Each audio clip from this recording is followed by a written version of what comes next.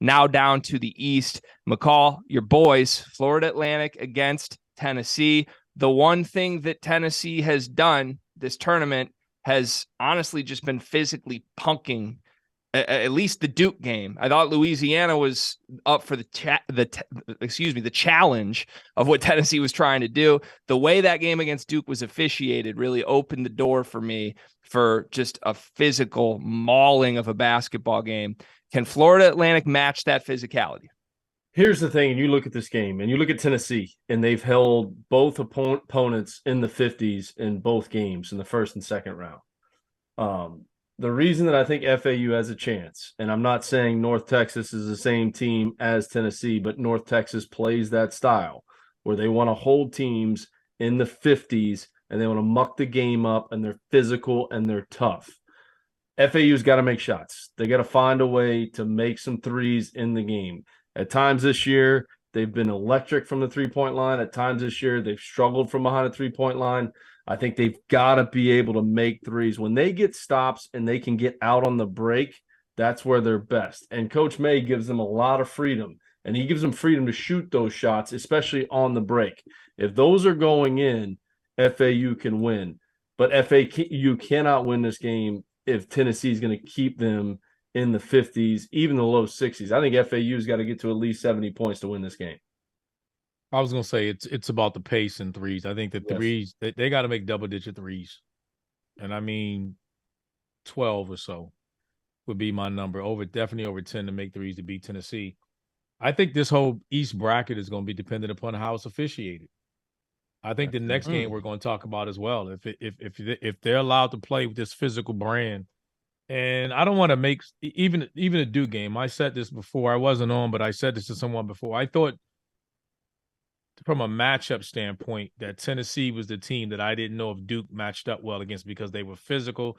It was a bunch of young guys against a bunch of old physical guys. And they mucked the game up and they physically just kind of manhandled them, whether you can cry foul, whatever, that's on you. But I think this whole region is going to be determined about how it's officiated. If they're allowed to be tough and physical, then we're going to see Michigan State and Tennessee. If the game is free flowing, the ball is moving, you're not allowed to restrict movement and all that kind of stuff, then FAU has a shot. And I think Kansas State moves on. I think that's a great point, RC. I would even take it out a step further. I don't think that anybody in this region can outlast Tennessee. If they get the same way that game against Duke was official, they're too strong, they're too aggressive. So I think you're right. It would bode well for Michigan State the same way it would for Tennessee. But if you get the Spartans against the Vols in the final, I could not pencil in the Vols one round further in the tournament quick enough. Here's the thing I'll say too about that game. Like you look at Tennessee when they lost Zakai Zeigler. Yeah. And you even look at the games that they lost in the SEC, like going back. I mean, they lost to Florida. I mean, they lost some games that they shouldn't have lost, and it was their shot selection. So to RC's point, if FAU is banging home threes, where is the offense coming from for Tennessee to be able to keep up with FAU? Now, if this gets into a half-court grudge match, Tennessee's going to win the game. But if this gets into a pace where it's up and down and FAU is scoring some points because they're playing in transition and they're making those shots in transition, where's the offense coming from for Tennessee? Like that would be the question too, because they've struggled at times on that end of the floor and their shot selection hasn't always been great. They're an outstanding defensive team.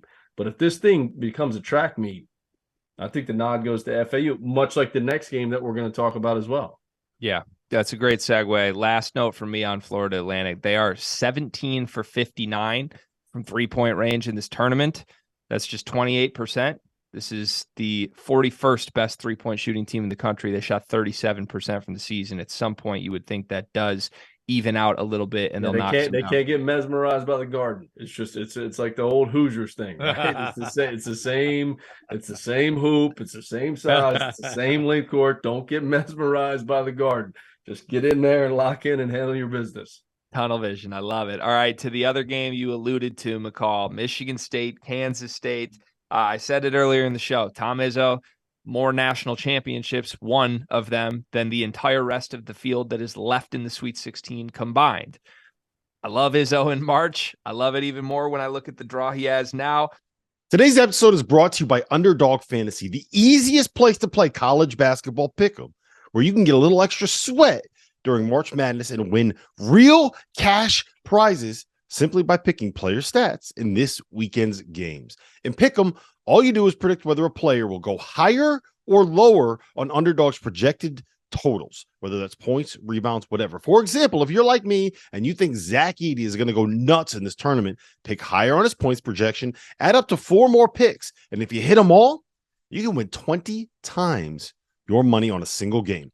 Underdog's slick mobile app is easy enough that dummies like Jeff Goodman have even figured it out. So go to UnderdogFantasy.com or download the app and use the code FIELD, F-I-E-L-D, and Underdog will match your deposit up to $100. Now is the time to get in on the madness. So remember, UnderdogFantasy.com, promo code FIELD.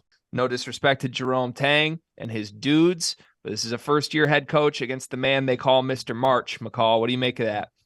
So are you picking? Who are you picking right now? That's what I'm just trying to say. He's a Big Ten guy, of course. Come on, man. Well, hear me out. Okay, I want to hear you. No. You don't even. I'm gonna answer it for you. He's a Big Ten guy. Listen to me. He traded in Michigan, and now he's Michigan State. Shut up, RC. Shut up. Listen, I had this matchup pre-tournament. I had Michigan State, Kansas State in the Sweet 16. Okay. Here's why I am flipping my pick, and RC is right. I'm doing the go green, go white bullshit. Here's why, RC, because Michigan State is an elite three-point shooting team. Elite. I'm throwing the E word out there. What? They have been horrible from 3 in this tournament, and yet they're still here. Their season is not ending without a game where they shoot like 55% from 3 on 30 attempts.